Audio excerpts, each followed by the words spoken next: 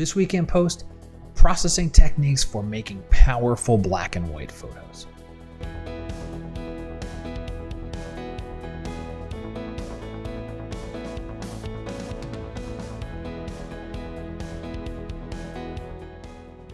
Hi everyone, I'm Scott Davenport. Welcome to In Post. Continuing with the In the Field episode from earlier this week about how we were using black and white to make ourselves more creative and see the world a little bit differently. I'm going to take this photo that I took out at the Coronado Bridge and make it into a more fine art black and white photo.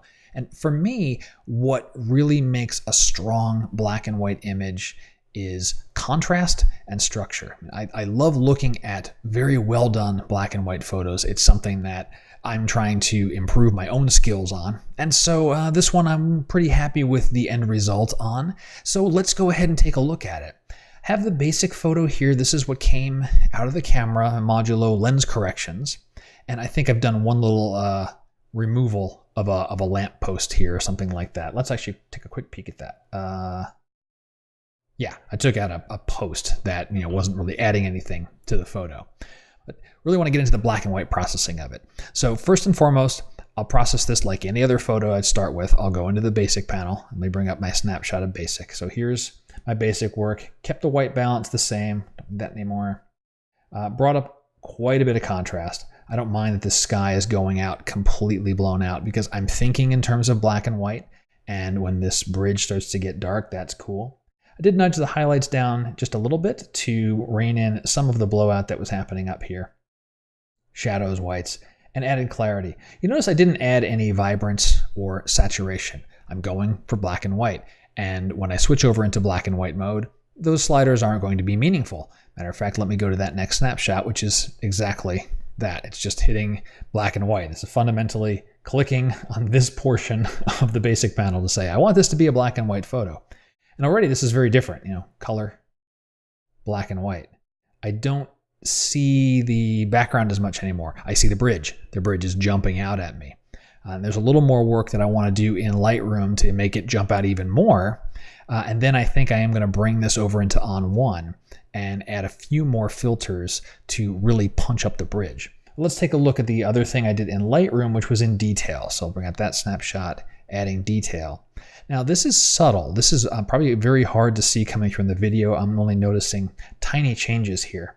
But if I go into that detail panel and I'll hover over the masking, I'm going to hit Option and then click on that. So you can see I'm tailoring the detail to only affect these areas. If it's black, it's getting no detail whatsoever. And if it's white, it's getting detail added around the edges. And then punched up the amounts, the sharpness, radius. I did those things thinking, well, maybe that will be enough. And it really wasn't. I want more. I could go into the brush tools and start painting in clarity in the bridge supports and the bridge itself. But honestly, the masking tools that I have at On1 are better suited for this. So I'm going to bring this over into On1 Photo 10 and do the work there.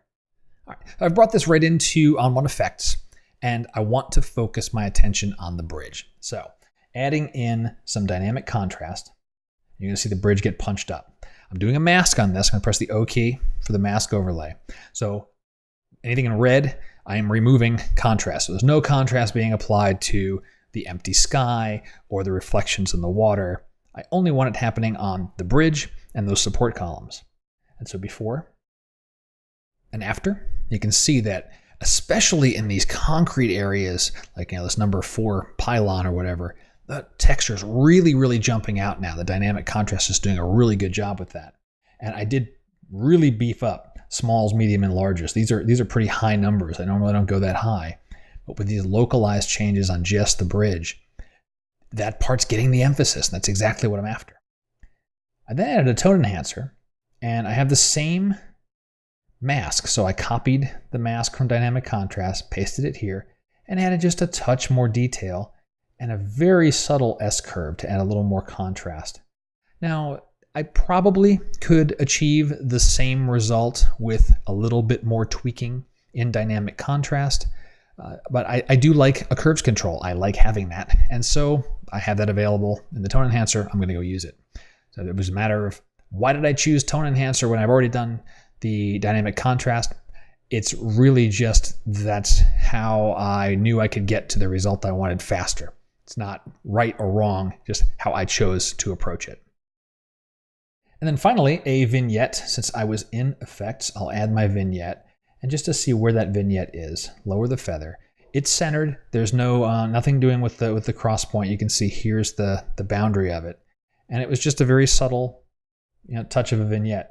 And in fact, it is the subtle preset. I didn't even do any manual adjustments on this vignette. So what's the before and after? This is what came out of Lightroom. And this is after making some adjustments in effects.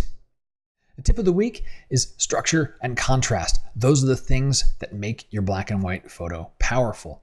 Now, I'm a landscape photographer, slash sometimes architecture, kind of an urban landscape. And so to me, it's those strong angles, bold framing, and really bringing out the textures and the details of architecture, or strong angles of a mountain range or a particular landscape scene. And couple that with contrast. You've got a blank, boring sky like I had on this morning. Great, think of it in black and white, wash it out, make it completely white, go a little more minimal with that background, and it's going to make your foreground subject really pop and boost it up in your post-processing. And that does it for this weekend post. Hope you've enjoyed it. If you did, please share the video. Likes, plus ones, you know the drill by now, right? You watch for a while, you know what I'm going to say. So send me some questions. I'd love to answer them. Love to know that you're getting some value out of these. And until next time, my name is Scott Davenport, and happy shooting.